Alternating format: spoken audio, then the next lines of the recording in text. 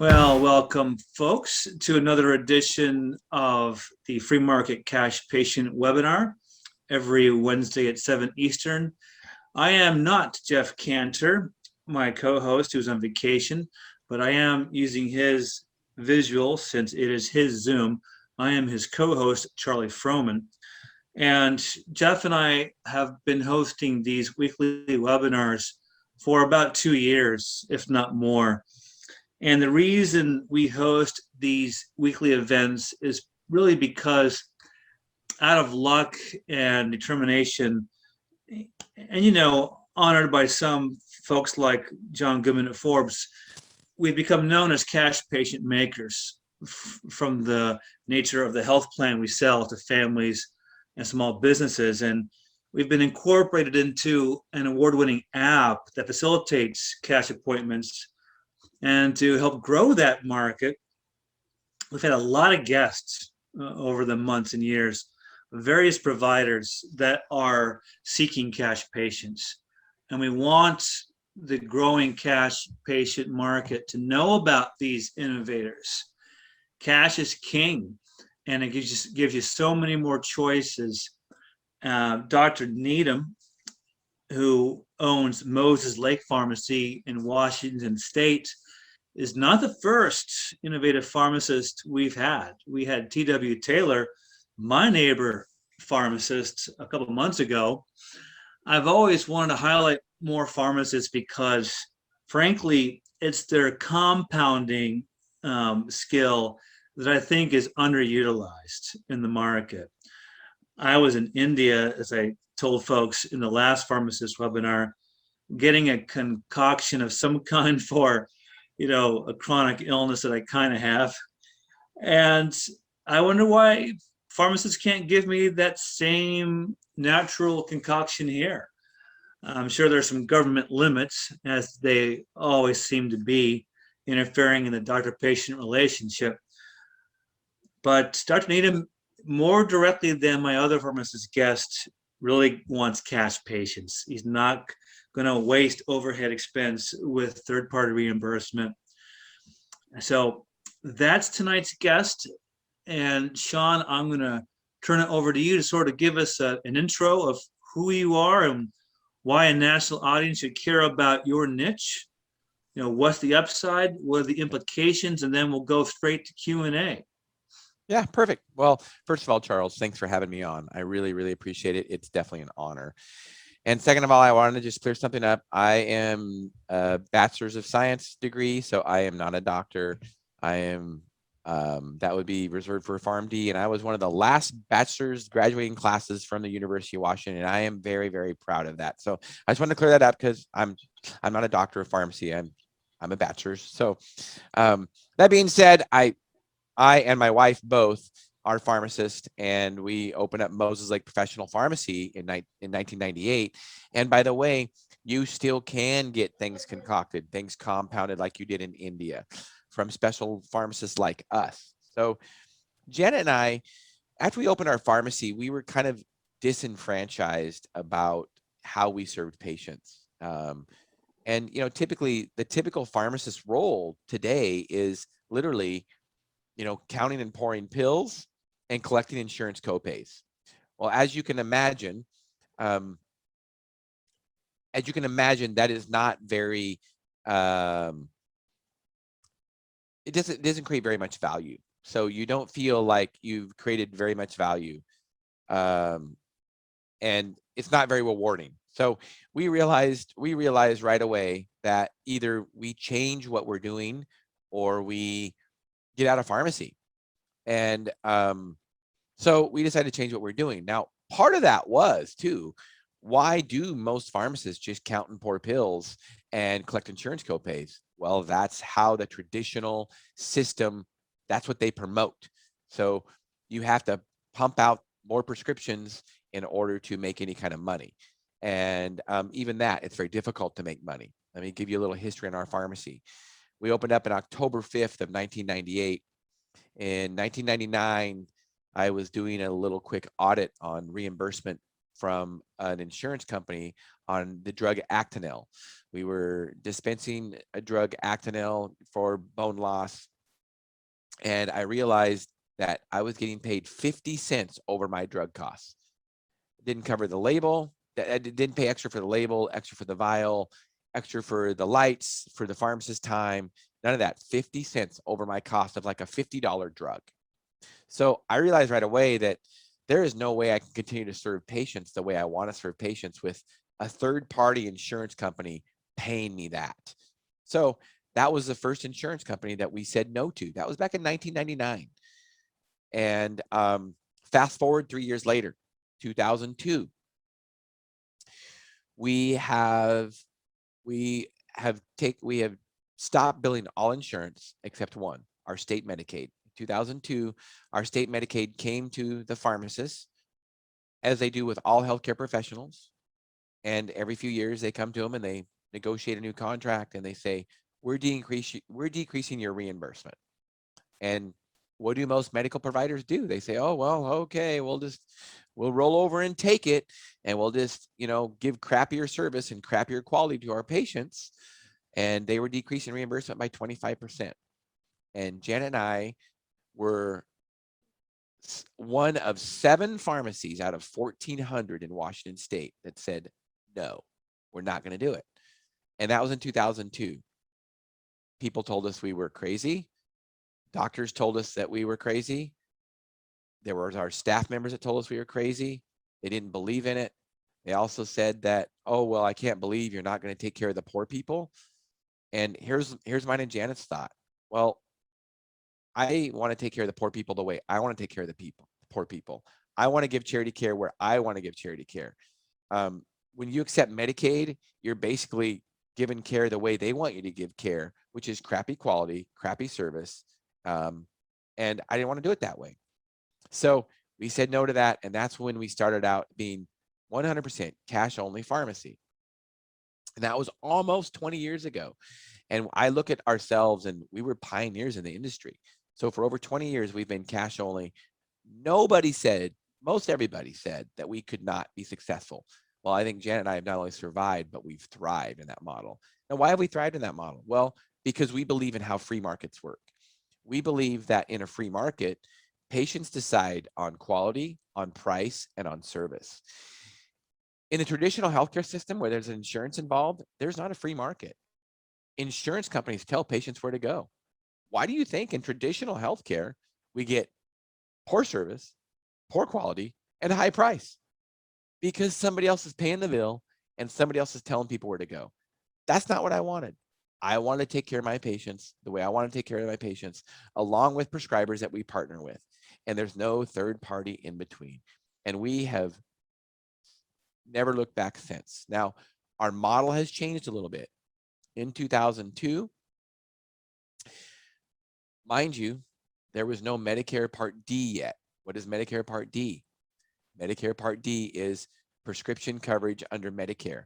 In 2002, there was no prescription coverage under Medicare. So we still had a large majority of patients that were cash patients. Most seniors were still cash patients. They were paying cash. So there was a free market in that sense, in that those patients could go anywhere based on price, service, and quality. And that's what we saw happen. Fast forward to 2007, and basically when Medicare Part D was enacted, the price of prescription drugs went up 19% in 1 year.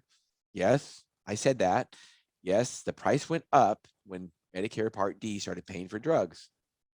Should we be surprised? No. When somebody else pays the bill, the price goes up, right? College tuition, no different. There's a great analogy between college tuition and healthcare inflation. Why? Because largely the federal government pays for those services. And even if they don't directly pay for college, they give big college loans backed by the federal government, which makes it so tuition increases because somebody else is paying the bill. So we did, after 2007, we lost some of those cash patients. because they would go somewhere where they could bill Medicare Part D. And again, we weren't going to go backwards and let Medicare Part D dictate how we took care of patients. So we instead, then we started to really focus on compounding. What is compounding? Compounding is basically mixing 2 or more substances into a finalized dosage form. That's the simplest definition. And, compounding is, I believe, the past, the present, and the future of pharmacy. You talk about why do more pharmacists not do this? Well, back in the 1950s, when the Legend Drug Act was passed by Congress, basically pharmacists before that, they made most of their own medications back in the 50s. And then the Legend Drug Act was passed, and most pharmacists, then drug manufacturers started manufacturing drugs. And most pharmacists literally became pill counters. They just dispense those medications. And that's largely what most pharmacists do today in a typical retail drug setting. They collect copays and they, count and pour pills into a bottle. That's literally all they do. Not very rewarding at all professionally. That's why the turnover rate is so high in pharmacy. Well, we wanted to use our knowledge, our expertise, our chemistry, and we wanted to really be able to focus on treatment of individual patients. That's what we do with custom compounding. At Moses Lake Professional Pharmacy, we specifically focus on hormone replacement. And so we do a lot of hormone replacement for women and for men, and we just solve a lot of problems that drug companies cannot, whether it be hot flashes, whether it be decreased libido, whether it be decreased energy, whether it be decreased or increased weight around the middle, high cholesterol, decreased bone or increased bone loss. All those things we can help to either prevent or to treat by customized hormone replacement. So that's a little bit of history of what we do. We are licensed in 4 states now, always growing, shipping all over the nation now. And I think it's a testament to the free market at work.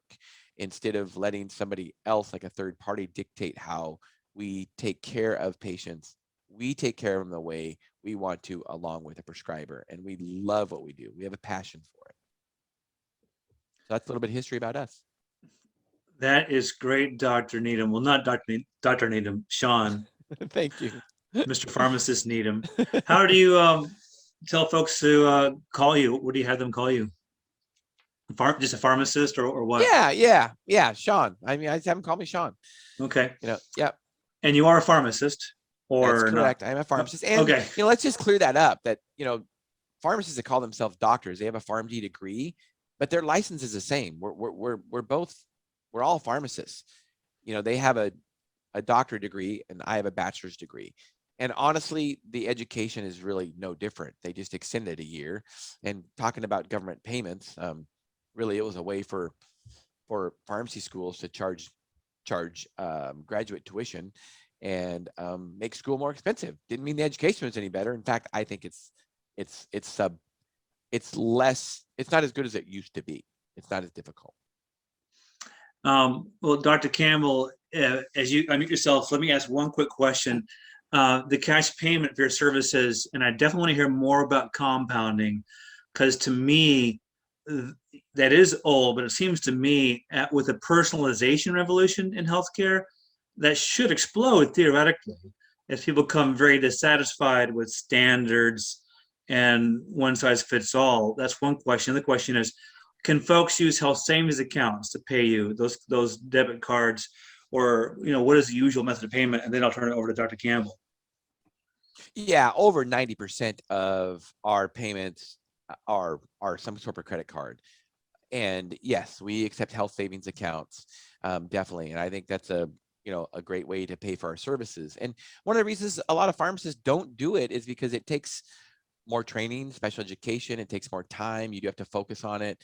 And most pharmacists just get comfortable in their setting of, just counting and pouring pills and collecting copays.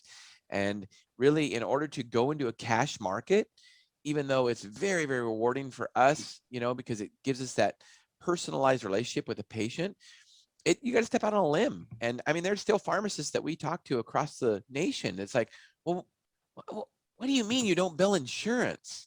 I don't get it. How do you get paid? I don't know, cash, check, credit card. I mean, it's really that simple. And that's one of the reasons we need to do podcasts like this, Charles, to get the education out there that there are other options. So, when you go to a traditional doctor and use your traditional insurance, it might not be the best option. And that insurance option, many times, you could actually pay cash for your service and pay less than you did with your insurance, whether it be a copay, whether it be a deductible, because things with cash are usually less expensive than they are with insurance. Here, Dr. Campbell. Hey, great presentation. I kind of have two questions. One would be, in Washington State, do you have any experience with the cost sharing ministries or the Sedaras, where it's a cash payment with a cost sharing component? I won't call it insurance, but a cost sharing mechanism. And then the second question, if you could, is I'm wondering if you've noticed any difference. About a year and a half ago, I was able to get Bill Cassidy to put through to repeal the gag clauses in contracts. So I wonder if that's been effective in Washington State. In other words, you can come in and say, "What can I get this medicines cheaper if I don't use my insurance?" And that's had an impact on you. Yeah. So let's go one at a time. So the cost sharing ministries, I have a lot of experience with them personally because we have one. I honestly believe, Dr. Campbell, that traditional healthcare insurance is a ripoff. It is a ripoff. I'm never going to say never, because there might be a specific instance where somebody has to go that route. But I will tell you, I wouldn't normally refer somebody to that route, because all it does is it creates less options for you as a consumer, and it makes things more expensive, period. So when you use a cost sharing ministry, and let's just get a little bit more detailed on that, instead of calling them cost sharing ministries and we link them to some kind of ministry based program, let's call them cost sharing programs. Because back in 2018, because of the Affordable Care Act, actually, there was some kind of clause in there that allowed other non-ministry based programs to come into effect.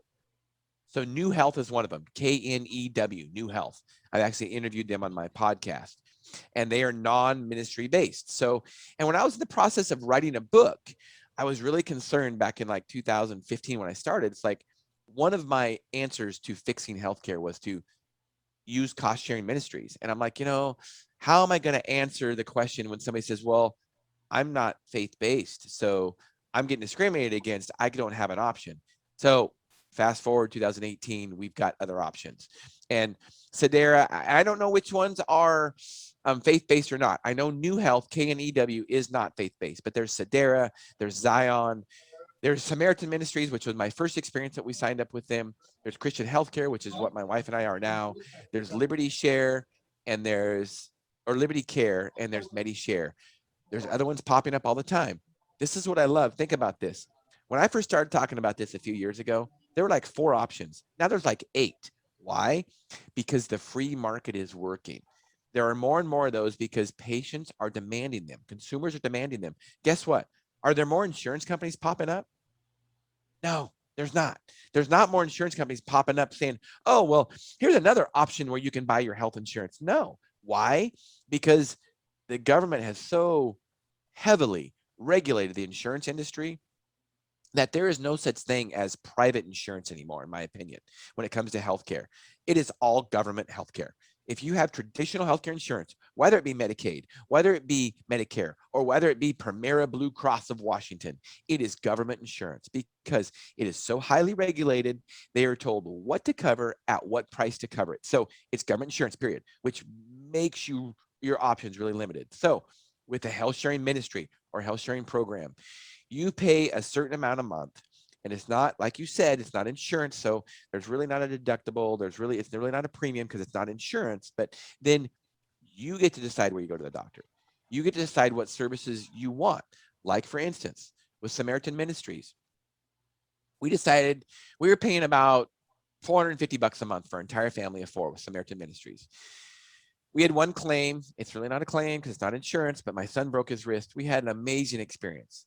We instead of it, I wrote about it in my book. My book's called Sickened, How the Government Ruined Healthcare and How to Fix It. I wrote about this experience in my book because it really allowed us, if we had insurance, if we had traditional insurance, it would have been course, we couldn't get a price from the hospital because they're not transparent, but it would have been well over $10,000. And we ended up getting this surgery covered with better quality and better pricing and better service for like $2,000. We saved a bunch of money, and my son, instead of getting a pin in his wrist, just had his wrist repositioned under x-ray. So it's a great story. You need to read about it in my book. But it gave me the option as a consumer to shop around and find out, oh, do you offer cash pricing? Instead of just my insurance company telling me, well, you need to go to, Joe Blow doctor, which has a high price, poor service, and poor quality. And yeah, I'm just saying it. Why am I saying that? Because it's true. And I don't want to beat up on doctors personally, but in the traditional healthcare system, that's what happens. Lower quality, higher price, poor service. And I think most any doctor that works in that environment, they will admit that it's higher price and they'll admit that it's lower service, but it's hard for them to admit lower quality. And, these hospitals have all these fancy quality numbers and stuff that they monitor. That's just hocus pocus, in my opinion. If you want quality, consumers decide quality. Consumers in a free market decide quality, not the government or a healthcare, health insurance organization. Consumers will decide quality. And by the way, if a private surgery center has a doctor that does poor quality, they'll get rid of them in a heartbeat, especially if they're costly to them. They'll get rid of them in a heartbeat. So, and especially if they're getting bad reviews. A hospital, you see it all the time where they get bad reviews. Nothing happens because they're a monopoly, because they are not taking care of the individual patient. That's not the consumer. The individual patient's not paying the bill. The person paying the bill is the insurance company. That's really who they care about. Just facts. So that's the first part. Did that answer your question, Dr. Campbell, on health sharing ministries? Did. And the second question was about, the gag clause and if that has had an Correct. effect. Not obviously you are like cash only, but I wonder if other Right. pharmacists are participating with that and saying, yes, instead of you paying your $150 copay, here you can have it for $10. Right. So let me also back up. We changed from this is how a free market works when it comes to health sharing programs. We changed from Samaritan Ministries to Christian healthcare. Christian healthcare has different tiers: gold, silver, bronze. We're in the bronze tier. There's no doctor coverage. There's no prescription coverage. There's no dental coverage. There's no eye coverage. It's a $5,000 deductible. That's exactly what we need. We're healthy. We just need, what if, that's all we need it for. And so we ended up saving and no maternity coverage. Where Samaritan Ministry had maternity coverage, well, we don't need maternity coverage. So we were able to save $300 a month on our monthly, not a premium, but our premium, we were paying up until a few months ago when they finally raised it, since 1990s. Took 20 years for them to raise the premium. We were paying $135 a month for our entire family at Christian Healthcare. Unreal. Whereas, traditional insurance, $1,500 to $2,000 a month. I pay over $2,000. Yeah. Right. Rip off. And nothing's covered. I mean, Yeah. So, and if you pay cash, most things are cheaper anyway. So now going to the gag order thing. First of all, I haven't been in insurance since 2002. And that I don't remember there being a gag order at all in play. I have since heard about that gag order, and here's what I got to say, Dr. Campbell. I cannot believe that any healthcare provider would sign up for something where it basically limits their freedom of speech. Why would they ever sign a contract that tells them you cannot tell the patient they can get it cheaper somewhere else by paying cash? That alone should be a big red flag to any healthcare provider that bills insurance. Their red lights should go off, and they should say, why am I being a slave to this insurance company? I'm literally letting them tell me to rip the patient off. And I'm just going to say it. These are famous words from Dr. Keith Smith. In fact, I quote him on my book, on the cover of my book. Essentially, if you're in that system, you are an accessory to the crime. I used to try to defend people, my colleagues and doctors and stuff like, oh, well, they're kind of stuck in the system. They don't have any way out. You know what? Dr. Smith helped me get through that. And he said he felt like an accessory to the crime when he was in the system. I still say that today. If you're in the system, whether you're a pharmacist, whether you're a doctor, you are an accessory to the crime. The gag order is a perfect example. Imagine being a healthcare provider and you cannot tell a patient that they can get it cheaper by not using their insurance. That is literally the insurance company telling you, yes, we are ripping off the patient and we want you to be an accessory to the crime. Tell me different. It took 9 years for the government to pass that legislation. Yeah. And now, since I don't know, since I was never in it, Dr. Campbell, I don't know if it's gotten any better. So I really don't know. But that to me, I mean, literally, it's a violation of freedom of speech. And it should just tell you what a mess the traditional healthcare insurance mess is. But here's the thing, I always want to note this, is that it doesn't have to be. As a consumer, you are free to make your own choices. Realize there are clinics, there are doctors, there are hospitals, there are surgery centers that are going to give you good discounts that are cash only. Find them. You just got to start calling. So are you able to save money for the cash sharing products? In other words, can they use you as a pharmacist and get medications for less than if they were to go to CVS? So, that's a great question. So first of all, we're a specialty type pharmacy. 99% of our business is, custom compounding, and 90% of it is hormone replacement. So, for your typical blood pressure medication, your typical cholesterol medication, we don't do a lot of that. Not that we couldn't, but that's just not our focus. So, but here's the great news. I'm actually going to interview somebody on our podcast here in a few weeks. It's Pinkerton Pharmacy in Ohio. And our podcast is Health Solutions with Shawn and Janet Needham. And we're going to interview this guy. And I've been working with him for like 2 years. And he opened a cash only pharmacy. So he does regular pharmacy stuff and it's cash only. Totally affordable. I mean, when you think about generic medication, for instance, most generic medication is very inexpensive. Now, when you call up Rite Aid or CVS, they don't know how to price things for cash. What's the first thing a pharmacy asks you? I dare anybody that's listening to this, call up, a big chain pharmacy and ask them what their price is for, XYZ drug.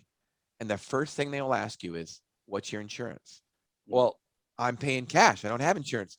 Oh, we don't really know. We bill your insurance company. They tell us what to charge. It's like, oh my goodness, really? I mean, that used to not be. When I first got out of pharmacy school in the 1990s, when there was still a large cash paying segment of the population before Medicare Part D, pharmacists had prices memorized. I mean, we kind of had to. It's what we did all the time. Now a pharmacist can't tell you a price. That's embarrassing. I think they should be ashamed of themselves. And yeah, am I saying that we should know what the price of healthcare is? Absolutely. Is healthcare a commodity? Absolutely. I'm okay with that. I want to compete in a free market. It makes me do better. It makes me make sure I have good quality, good price, and good service. That's why I don't mind saying it's a commodity. Let the consumers decide who is good, not who the insurance company or the government thinks who is good. So he's opened up a cash only pharmacy. And I think if I didn't have a niche of custom compounding, I know I could go out and I could create a niche of telling, a group of doctors, go out and market them and say, hey, look, you got patients that don't have insurance, they have high deductibles or whatever, send them to me. And here's my prices. I mean, so like CVS, for instance, or Rite Aid, a patient will call us just randomly. We don't get them as much anymore, but we'll still get them. And they'll say, how much do you charge for XYZ drug? And Rite Aid will charge something like $75 because, they're playing the insurance game. They bill the insurance $75. The insurance ends up paying them $50. And, in reality, the drug costs them like $1. They should probably charge like $10 for it.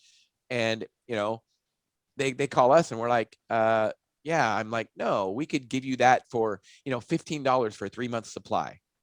It's like, wow, well, Rite Aid wanted, $75 for a 1-month supply.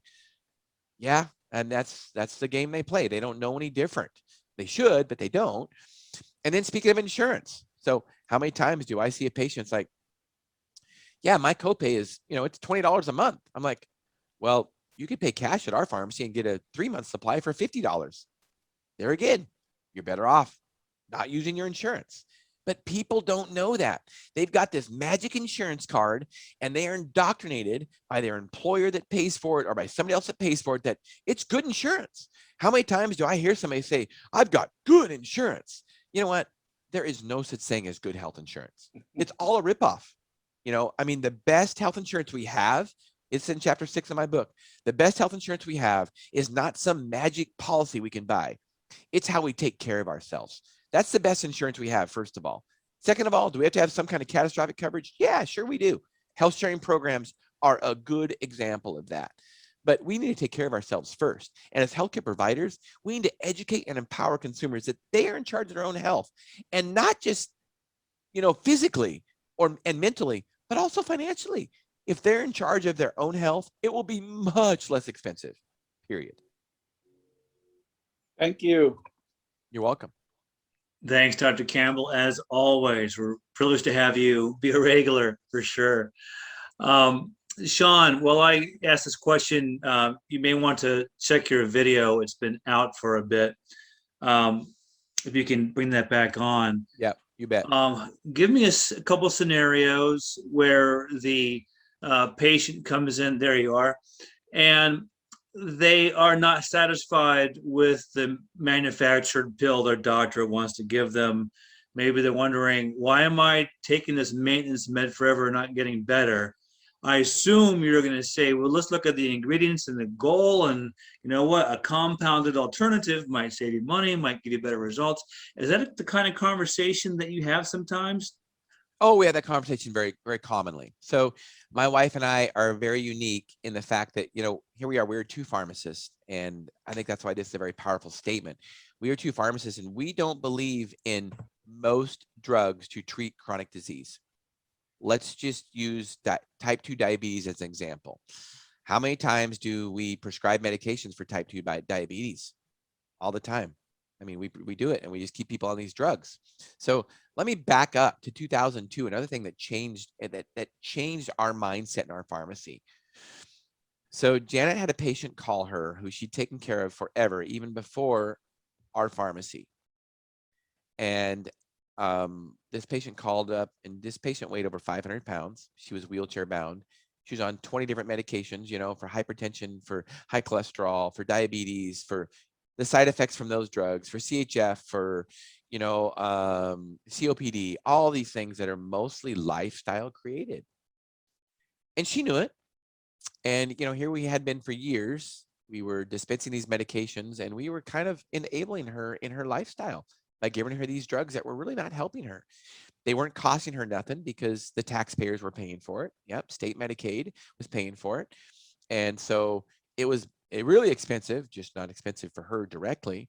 And we realized that we want to do something different. We want to educate and empower individuals to be in charge of their own health. So that's when we kind of went to more of a health and wellness model. So here's a powerful statement. I've made this statement many times. Type 2 diabetes is a lifestyle, mostly is a lifestyle related disease. I do not believe in medication to treat type 2 diabetes long term. And type 2 actually all diabetes, type 1 or type 2, is a carbohydrate metabolism problem. Let me repeat that. Diabetes mellitus is a carbohydrate metabolism problem, which means they do manifest differently in the body, but which means that diet is very, very important. So if we even look at the name of diabetes, we realize it's a carbohydrate metabolism problem, then why are we treating it with drugs? Shouldn't we treat it with diet? I would sure think so. So that's one of the things that we educate our patients on. But there's a lot of other drugs. For instance, drugs for depression. What happens to the 45-year-old man? Oh, Mr. Needham, you've been fine for the last 45 years of your life, but now all of a sudden you're depressed. I don't know why you're depressed, but we think you lack Prozac, so we'll prescribe you Prozac. Well, I don't know. Why is Mr. Needham depressed all of a sudden? Well, let's see. He's also got erectile dysfunction. He's also got decreased libido. He's also got weight gain around the middle. He's also got decreased energy. Wow, these are all symptoms of low testosterone. Why don't we check your testosterone and find out, if all these symptoms can reverse themselves instead of prescribing Viagra and prescribing, Lipitor for cholesterol and prescribing, Prozac for depression. Why don't we try to fix the problem which is lack of testosterone or thyroid? Because thyroid hormone is very important when it comes to those symptoms. Thyroid symptoms mimic low testosterone symptoms, so it's important to check both of them. Why don't we see where those levels are at? And why don't we try to optimize those before we prescribe another drug to treat a symptom? Let's fix the problem. Let's just don't treat symptoms. So that's what we do at Moses Lake Professional Pharmacy. My wife and I are, great at educating people on, hopefully we can get you off these medications, and here's how and here's why. So, and hormones can be a part of that. Obviously, lifestyle like diet and exercise and good sleep hygiene is also very, very important. Okay, what about the increasing population of natural folks who don't want any synthetics, no prescriptions, no pharma? It's huge and growing. Yeah, it sure is. It sure In is. India, I got that compounded concoction that didn't have any pharma in it. And it was Right. a nice jar of stuff. I'm gonna come to use it. I want one of that. What are you gonna do? Right. So, I mean, that's a great question, and thank you for that. So, first of all, we had a gal on our podcast this morning, and she didn't want to take anything. She had a great weight loss journey. She went to the carnivore diet, and she lost, I think, 55 pounds, 65 pounds, something like that. And, she got off all of her medication, and that was kind of her goal. Now, and I kudos to her. Now, I still think that a lot of times it depends on what we define as natural, synthetic, and bioidentical. So let's get into those definitions. So what is natural? So I'm going to give some natural examples of hormones, because that's what I do. I know a lot about hormones. So Premarin is a natural hormone. Premarin comes from pregnant mare's urine. Yes, I said it. It is estrogen isolated from horse pee. Is that natural? Absolutely. Is it patented by Big Pharma, by Wyatt Ayers? Absolutely. Is it FDA approved? Absolutely. It is natural though, okay? It's natural to a horse, not natural to humans. I would never recommend anybody take it, okay? There's many different options. Estrogens are good, and if that's all we had, we might think about it, but we have other options now. So I make it analogous to, we used to have beef and pork insulin to treat type 1 diabetics. Now we have human insulin. We don't use beef and pork insulin anymore. Why would we use horse pee estrogen to treat women? I don't know. We really shouldn't. But when you follow the money at Big Pharma and the FDA, that's why it's still available, even though there's better options. So Premarin is natural, doesn't mean it's bioidentical. Let's talk about synthetic and bioidentical. Bioidentical, what does that mean? Bio meaning life, identical to what's in our bodies. Identical to what's in our bodies. So let's use an example. Levothyroxine. Levothyroxine is also known as T4, which is thyroid. And it is synthesized in a laboratory. It is L-tyrosine and 4-iodine molecules. It is synthesized in a laboratory. Is it natural? No, it's not. And I have a hard time explaining this to patients. No, it is not natural, but it is bioidentical. It's identical to what your body makes up, the exact same copy of what your body makes up. Well, I want natural thyroid. Okay, well, your option for natural thyroid is porcine thyroid, NP thyroid, Armour thyroid, Nature thyroid. The active ingredient is porcine thyroid USP. It is literally ground up pig's thyroid. Is it natural? Absolutely. Is it bioidentical? No. It's bioidentical to a pig, not bioidentical to a human. So sometimes we have to define what natural versus bioidentical versus synthetic is. And just because something's synthetic does not mean it's not bioidentical to your body. And you can say that about a lot of hormones, whether it be progesterone, testosterone, estradiol, levothyroxine. You can say that, they might be isolated from a plant in somewhat and then kind of changed a little bit in a laboratory to be exact copies of what is in our body. Does that answer your question, Charles? It does. That was a good lesson. Even in the organic field, people argue about How organic is it? Better than organic, which I think also builds on your earlier comment about the beauty of the market with all these sharing companies. Now you have so many options that professionals like you can offer, and patients do need a little education to understand them and to build the comfort level to receive the help that you have to offer, I'm sure. Yeah, I mean, for sure. And that's what our goal is, and it has been since 1998, is to educate and empower individuals, what their best options are. And we believe that we believe in free market solutions, and not just in with our pharmacy or healthcare in general, but in everything. I mean, free markets is what work. When you let consumers vote with their pocketbooks, it works. Service gets better, quality gets better, and price usually gets lower. And but that's not what works. That's not how it works in healthcare. Why? Because we have the insurance model, a traditional insurance model where prices skyrocket, service goes down, and quality goes down. Now, Shawn, as you know me professionally, I do offer the sharing combined with a health savings account to make the ultimate cash patient for small businesses or individuals. And I'm always pushing the maverick healers, something about just my personality and just highlighting these doctors and other providers who understand that medicine is an art, not just a science. And I do believe with the individualization of healthcare, that maverick part of the market is going to grow. People are going to demand it. They're going to get sick of these standards and at least common denominator medicine. How are folks going to find compounders like you near them? How is your market going to grow? Yeah, so our market is going to grow by us getting out there and educating individuals, whether it be through podcasts like this, whether it be through our Health Solutions with Shawn and Janet Needham podcast, or whether it be from us going door to door to doctors and letting them know how we are another option. They don't have to use big pharma options, and we can help them with their patient problems. And that's what we do. I mean, we have somebody dedicated to, her name is Lindsay, and she is just awesome. And she knocks on doctors' doors and educates them. She's our director of education, and she educates them about how we can fix their problems. And right before this podcast, I was on the phone with a doctor from Idaho.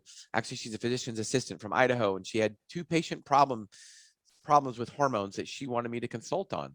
And she specifically wanted to consult with me because we have shown her the benefit that having a personal relationship with a pharmacist that knows what they're talking about is. So that's what we do. We just got to get out there and, educate. It's no different than any other industry. And apart from you being in 4 states and growing, I'm sure, with your podcast and nationwide presence, what about other Shawn Needhams, other cash compounding pharmacists near me in Virginia, or Dr. Campbell in Pennsylvania, or Jim Graypeck in Bethesda? A little more ritzy kind of pharmacist building, I'm sure. Just kidding, Jim. What about the proliferation of your type of a pharmacist nationwide, worldwide? Well, I would like to think it's going to grow. And I think somewhat it is, but somewhat it's not. I mean, I'm not really sure on the numbers, but I will tell you this is that there is such most healthcare providers are so fearful to step out of traditional health insurance, and they don't understand how they can do without it.